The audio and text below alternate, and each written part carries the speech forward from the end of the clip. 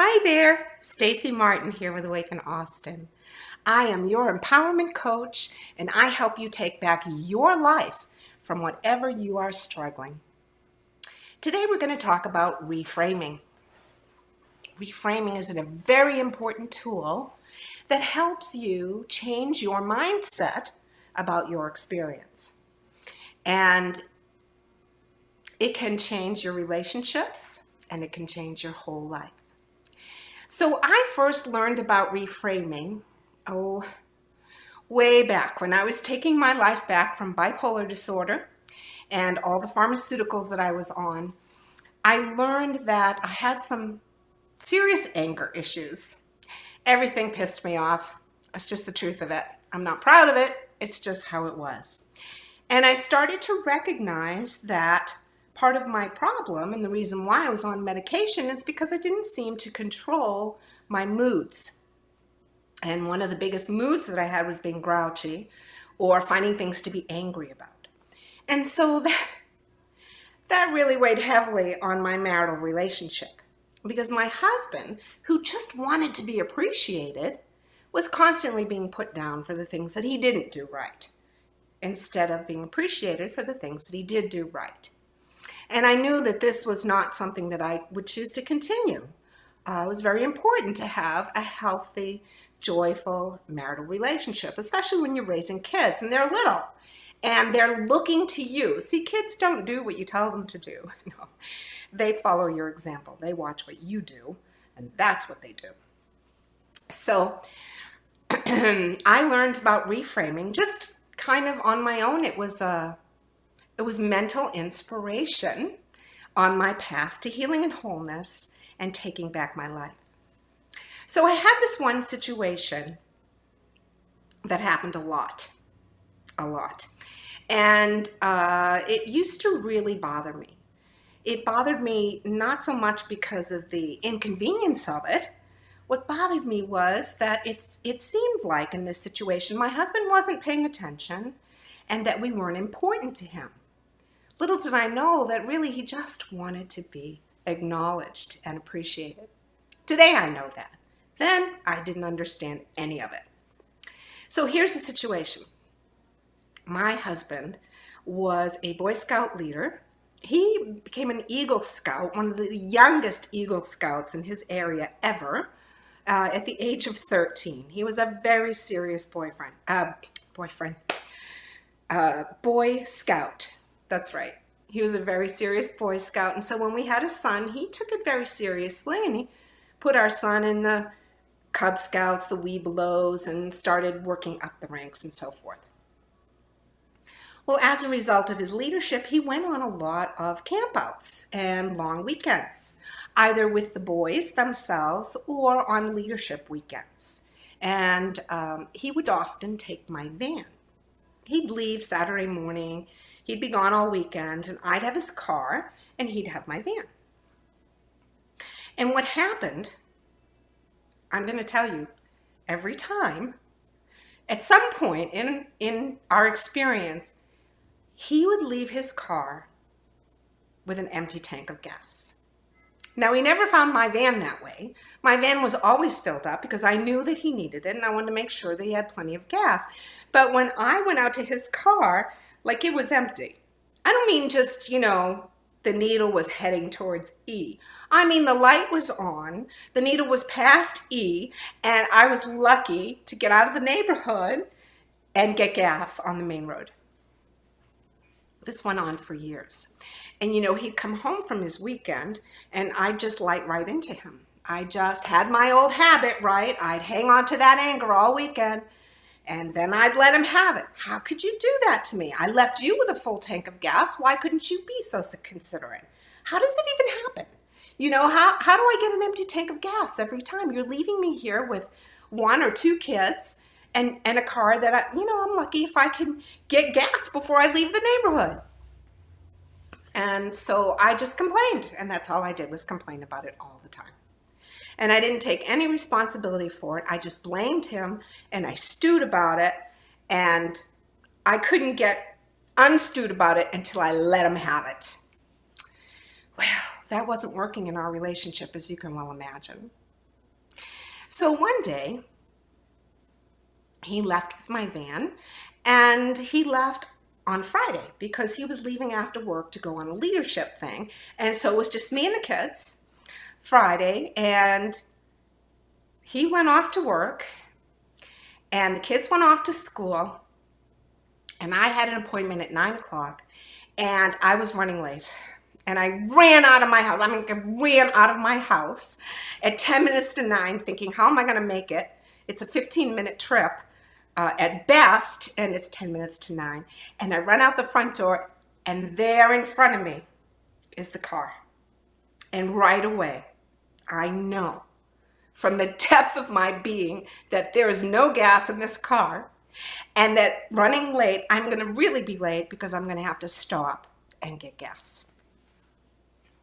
So I'm driving down the road. It's only about a half a mile to the gas station, but we're in Cat Hollow, and it's the most expensive gas in town. So, I'm thinking, I have to pay an extra 6, 7, 8 cents a gallon for this gas. But okay, I'm just going to go get the gas. And while I was pumping the gas, it occurred to me. It occurred to me that I needed to take responsibility for that gas tank being empty. You see, I knew that he was leaving me his car. I knew it because I made sure that my van was filled up. And I knew that I would be left with the car. And I forgot. I didn't ask him in a nice way, honey, did you fill up the car? I didn't think, oh, I better leave early. I'm going to have the car. I have to get gas. None of that. I just went along life as if, everything was perfect. And then I get outside the car. Sure enough, I get in that car, there's no gas.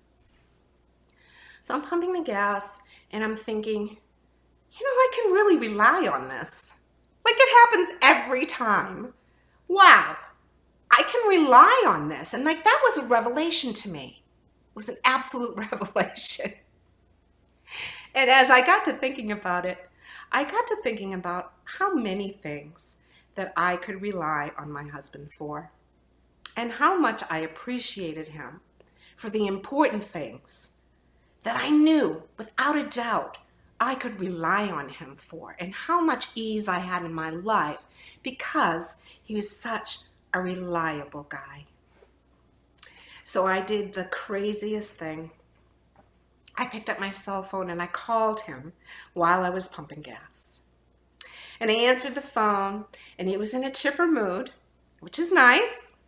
And I said, "Good morning. Well, I don't know how you do it, but guess what? There is no gas in the car." And I said it in this way, kind of lighthearted, because I was feeling lighthearted and I was feeling grateful. And the first thing he did, I could hear the head smack. I could just hear it. What? I did it again? How do I do that? And I just laughed and I said, "You know what, honey? I don't know how you do it. It's a mystery to me. I don't know why it happens. I'm confused about it myself. But here's what I realized. I can depend on this tank being empty every time you leave me in the car. And I haven't been taking responsibility for that, number one. And so today I'm taking responsibility for it. And number two, it occurred to me that because I could rely on an empty gas tank when I was left with your car, I realized I could also rely on you for so many other things, things that feel good, things that make my life easy. And then I mentioned a few things that I was grateful for, that I acknowledged and appreciated him for. And we hung up the phone, and I headed toward my appointment.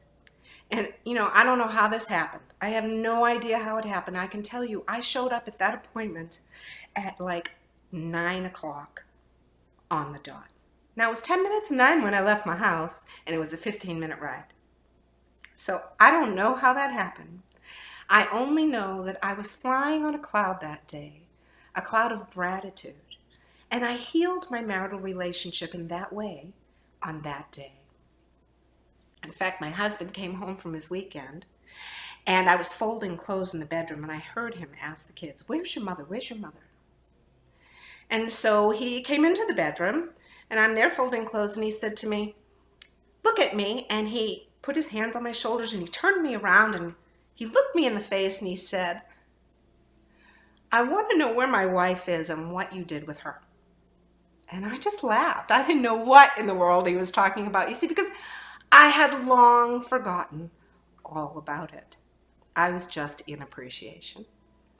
And so when he told me, "Somebody with your voice called me at work Friday morning and thanked me for an empty tank of gas, and I haven't been able to figure that out, and I just want to know what you did with my wife."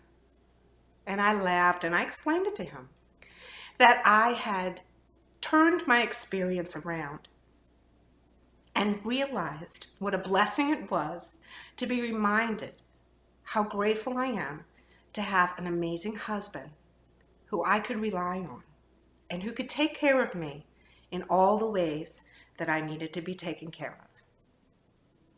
You see, that is a reframe. That is an example of how you can reframe your experience and how you can create mending in your relationships, love for yourself, and learn how to turn your thoughts around. Now, the answer is simple, right? Focus on what you want. You get what you focus on, so focus on what you want. And think positively, and get rid of negative thoughts, and think positive ones. Yeah, sure, the answer's simple. But is it easy? No, it's not. You have to start somewhere. So start small. Reframe your next experience that doesn't feel good. Think about, what's in it for me? What part of this experience can I take responsibility for? And how can I find my gift in this experience so that this experience is reframed and feeling good and helping me stay focused on what I choose instead of being focused on what I don't? So that's a small example. It was life-changing. It was marriage-changing. It was relationship-changing. And it was the very beginning of a journey to take back my health, to take back my life, and to live the beautiful, joyful life that I live today. Now, if you need help reframing and you want a more formal education on that, give me a call. In fact, go to my website, awakenoaustin.com, and check out my service page and see where I'm offering a complimentary discovery session so that you can learn if what I have to give to you is something that you'd like to receive. So go ahead and down to awakenoaustin.com, check out my services, and sign up today for your free discovery session and see if you're ready to reframe your experiences and to live a more joyful and free life. This is Stacy Martin with Awaken Austin, and I look forward to talking with you. Have a great day.